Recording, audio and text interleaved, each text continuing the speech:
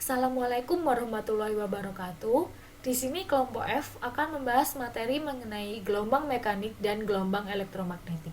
Saya Galerisa Sabila Fasa akan membahas topik yang pertama. Untuk topik secara keseluruhan ada gelombang mekanik, sistem pendengaran, ultrasonografi atau USG, gelombang elektromagnetik, magnetic resonance imaging atau MRI, dan ronsen. Yang pertama yaitu gelombang mekanik. Gelombang mekanik merupakan gelombang yang arah rambatannya memerlukan medium perantara. Nah, gelombang mekanik ini dibagi menjadi dua berdasarkan arah rambatannya, yaitu gelombang transversal dan gelombang longitudinal. Gelombang transversal merupakan gelombang yang arah rambatannya tegak lurus dengan arah getarnya. Nah, ini ada contoh dari gelombang transversal itu ada gelombang tali. Jadi, yang arah panah horizontal ini merupakan arah getarnya, dan yang vertikal ini merupakan arah rambatannya. Lalu, jenis yang kedua yaitu gelombang longitudinal. Gelombang longitudinal merupakan gelombang yang arah rambatannya sejajar dengan arah getarnya. Nah, di sebelahnya ini merupakan contoh dari gelombang longitudinal. Ini merupakan pegas. Jika dilihat dari gambar ini, arah getar dan arah rambatannya itu mereka sejajar. Lalu contoh lain dari gelombang longitudinal itu ada gelombang bunyi. Nah, gelombang bunyi ini ada kaitannya dengan sistem pendengaran.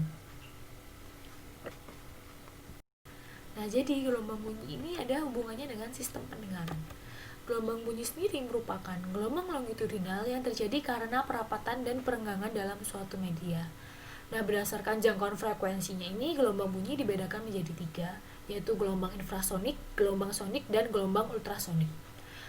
Gelombang infrasonik sendiri merupakan gelombang yang paling rendah dan tidak dapat didengar oleh telinga manusia. Frekuensi dari gelombang ini kurang dari 20 Hz. Lalu yang kedua ada gelombang sonik. Gelombang ini merupakan gelombang yang dapat didengar oleh telinga manusia.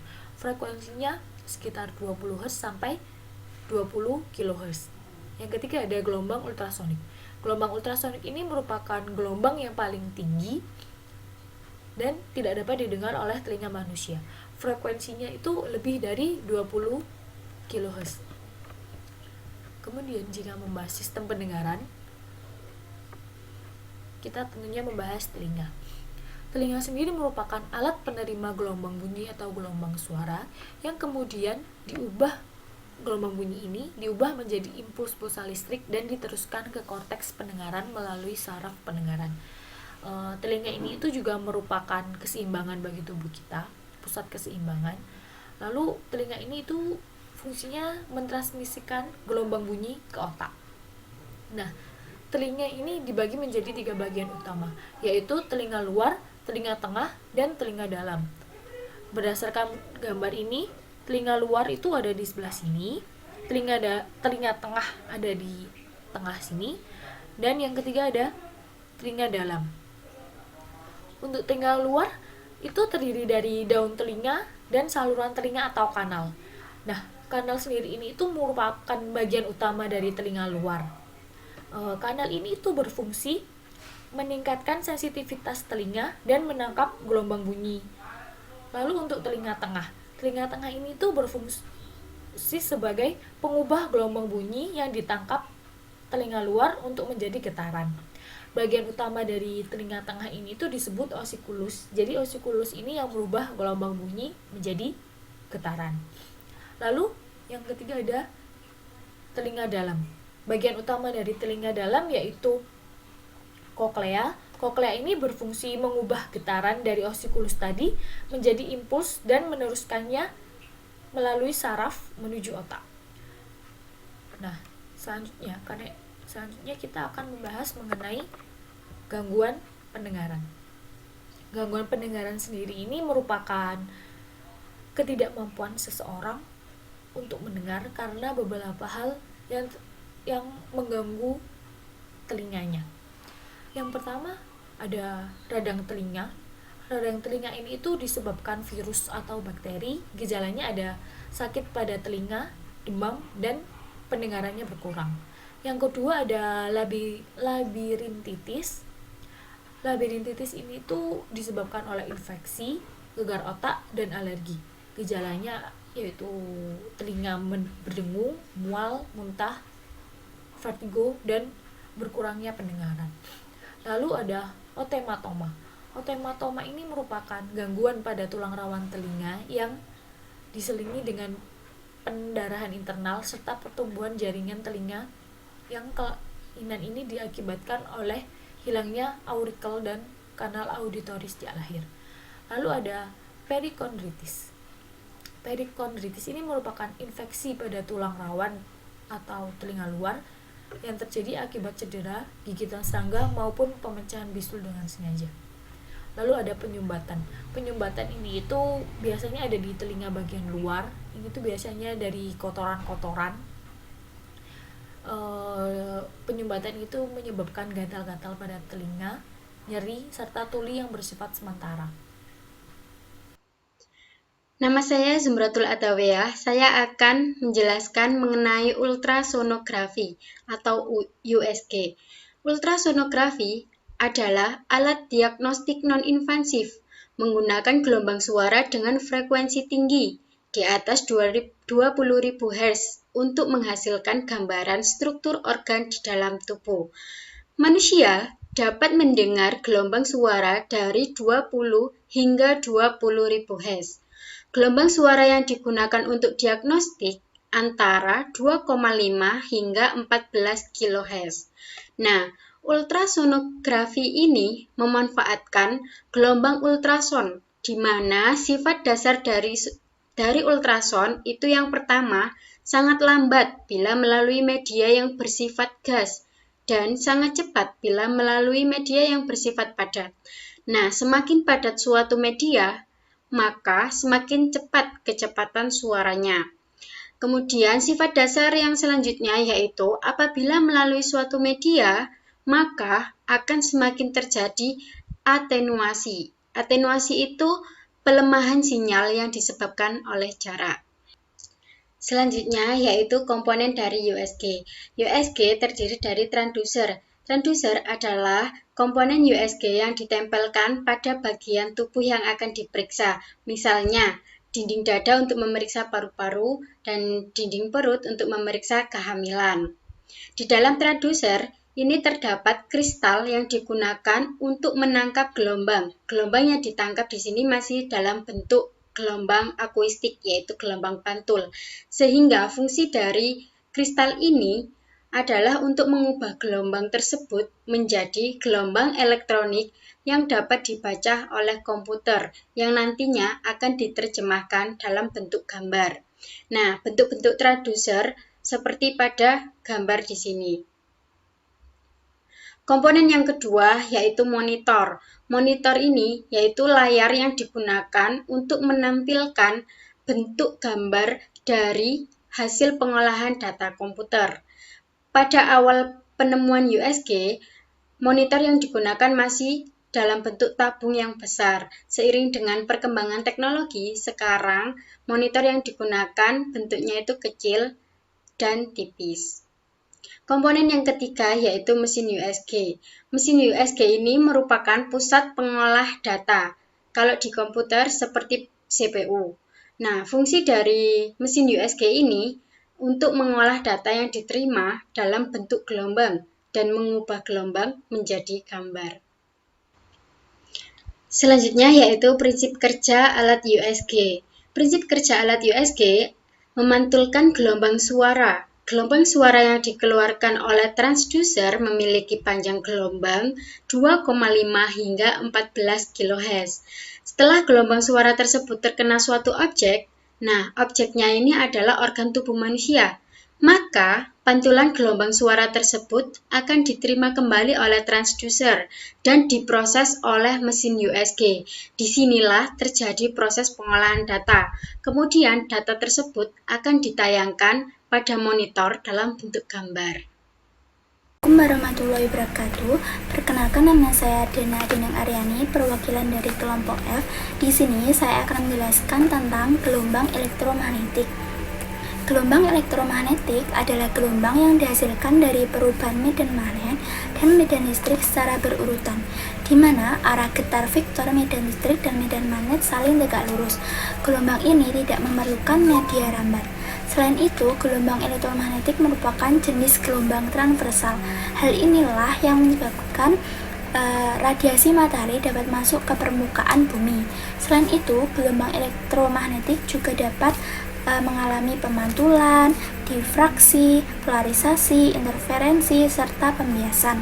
Nah, teori yang mendasari gelombang elektromagnetik ini merupakan teori Maxwell. Disebut teori Maxwell karena dikemukakan oleh James Clerk Maxwell oleh fisikawan Inggris pada tahun 1864. Inti dari teori ini yaitu perubahan medan listrik dapat menghasilkan medan magnet. Cahaya termasuk gelombang elektromagnetik. Intensitas gelombang elektromagnetik atau laju energi yang dipindahkan melalui gelombang elektromagnetik disebut Poynting atau dengan simbol S dengan rumus E² per 2C μ0. Radiasi gelombang elektromagnetik memancarkan energi dari satu tempat ke tempat yang lain dengan frekuensi yang berbeda-beda. Dapat disimbolkan dengan spektrum elektromagnetik. Ada dua jenis. Yang pertama yaitu radiasi pengion, merupakan jenis radiasi yang dapat menyebabkan proses ionisasi apabila berinteraksi dengan materi. Contohnya yaitu sinar X dan sinar gamma. Sinar X ini dapat digunakan untuk terapi radiasi, sedangkan sinar gamma dapat digunakan untuk pengobatan kanker. Sedangkan jenis radiasi yang kedua yaitu jenis radiasi non-pengion, merupakan jenis radiasi yang tidak dapat menyebabkan proses ionisasi apabila berinteraksi dengan materi. Contohnya yaitu yang pertama extremely low frequency dengan frekuensi 0 sampai 300 Hz. Contohnya yaitu pada mesin kendaraan. Yang kedua, intermediate frequency atau frekuensi menengah dengan frekuensi 300 Hz sampai 100 kHz. Contohnya pada detektor logam atau peralatan keamanan.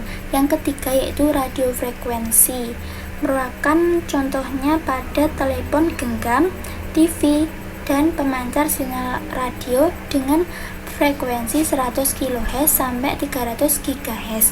Selanjutnya yaitu infrared radiation atau sinar inframerah, merupakan radiasi termal yang dipancarkan oleh semua benda panas dengan kisaran frekuensi 300 GHz sampai 300 THz.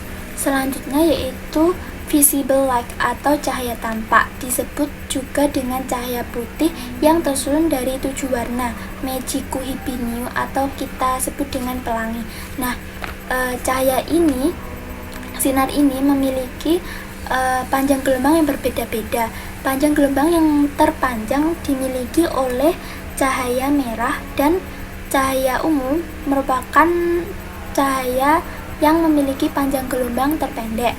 Selanjutnya yaitu ultraviolet radiation, merupakan sinar ultraviolet. Disebut ultraviolet karena frekuensinya lebih besar dari cahaya ungu yang terdapat pada cahaya tampak.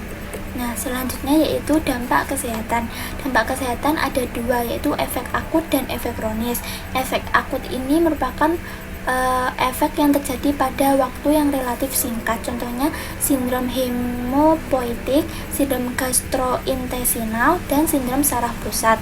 Yang efek kronis merupakan efek yang terjadi pada kurun waktu lama. Contohnya kanker, perubahan genetika, dan katarak.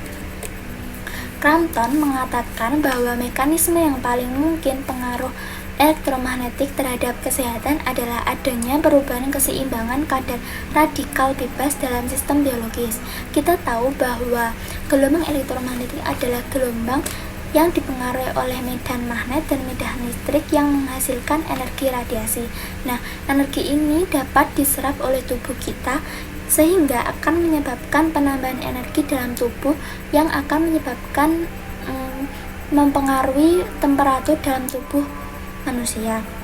Nah, walaupun kadar energi yang rendah dari radiasi non-ionisasi yang tidak bisa memecah ikatan kovalent pada molekul biologisnya, namun tubuh manusia berkaitan sifat elektrisnya seperti permitivitas dan konduktivitas mampu menerima dan menginduksi medan elektrik dan bagian tertentu di dalam jaringan.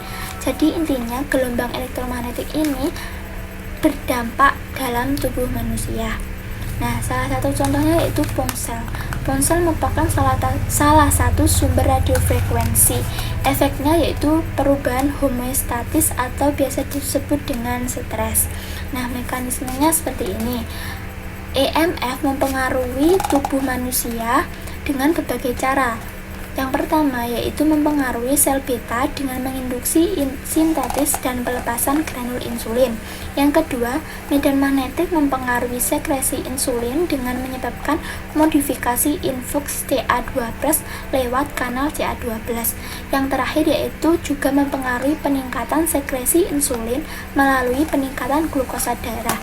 Hal itulah yang menyebabkan stres. Kemudian stres mengakibatkan teraktivasinya HPA aksis. Nah, selanjutnya, hipotalamus yang terpicu oleh stresor dapat mensekresi CRH dan AVP.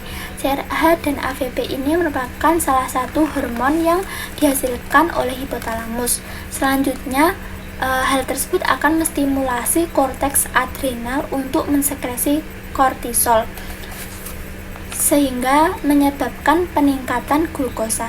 Jadi intinya EMF tadi menyebabkan stres. Stres akan meningkatkan glukosa dalam tubuh kita. Selanjutnya akan dijelaskan oleh teman saya lainnya. Assalamualaikum warahmatullahi wabarakatuh. Perkenalkan, nama saya Dine Kasana. Di sini saya akan melanjutkan materi yang terakhir yaitu Magnetic Resonance Imaging atau MRI.